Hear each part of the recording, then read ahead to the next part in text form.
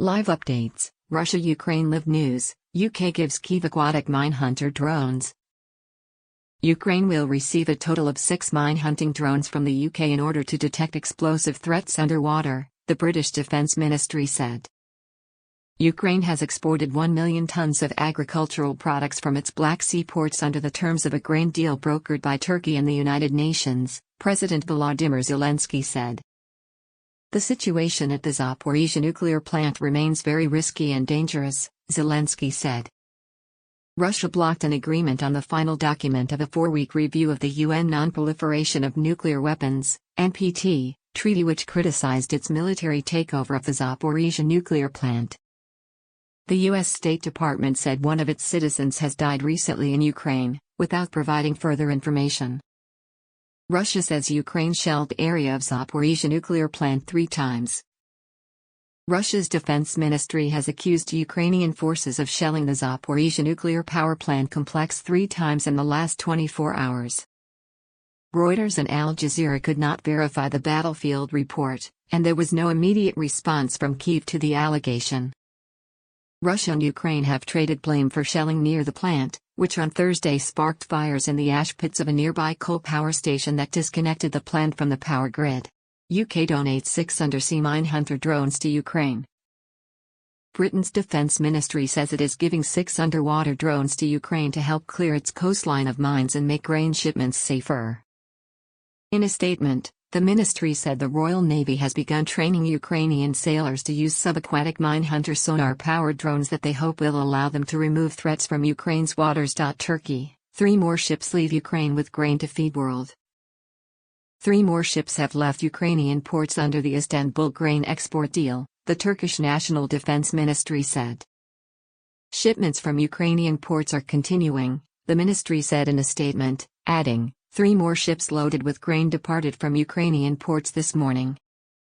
In July, Turkey, the UN, Russia and Ukraine signed an agreement in Istanbul to resume grain exports from 3 Ukrainian Black Sea ports which were halted due to the Russia-Ukraine war, now in its 7th month. Zelenskyy, situation at nuclear power plant remains risky. The situation at the Russian-occupied Zaporizhzhia nuclear plant in Ukraine remains very risky and dangerous, even though the facility's 2 working nuclear reactors were reconnected on Friday, President Zelenskyy said.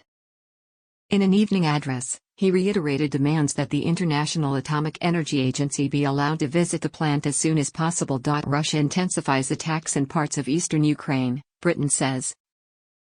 Russia has probably stepped up attacks along the Donetsk sector of the Donbas region over the last 5 days in a move that could be aimed at sucking in Ukrainian troops and foiling a counterattack, according to Britain's defense ministry. There has been intense fighting near the towns of Siversk and Bakhmut, which are located north of the Russian-occupied city of Donetsk, the ministry said on its daily intelligence bulletin on Twitter. There is a realistic possibility that Russia has increased its efforts in the Donbas in an attempt to draw in or fix additional Ukrainian units, amid speculation that Ukraine is planning a major counteroffensive, the update added. U.S. citizen died recently in Ukraine, State Department.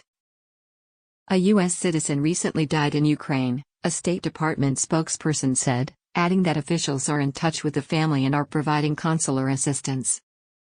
We also once again reiterate U.S. citizens should not travel to Ukraine due to the active armed conflict and the singling out of U.S. citizens in Ukraine by Russian government security officials, and that U.S. citizens in Ukraine should depart immediately if it is safe to do so using any commercial or other privately available ground transportation options, the spokesperson said. Russia blocks agreement on UN nuclear treaty.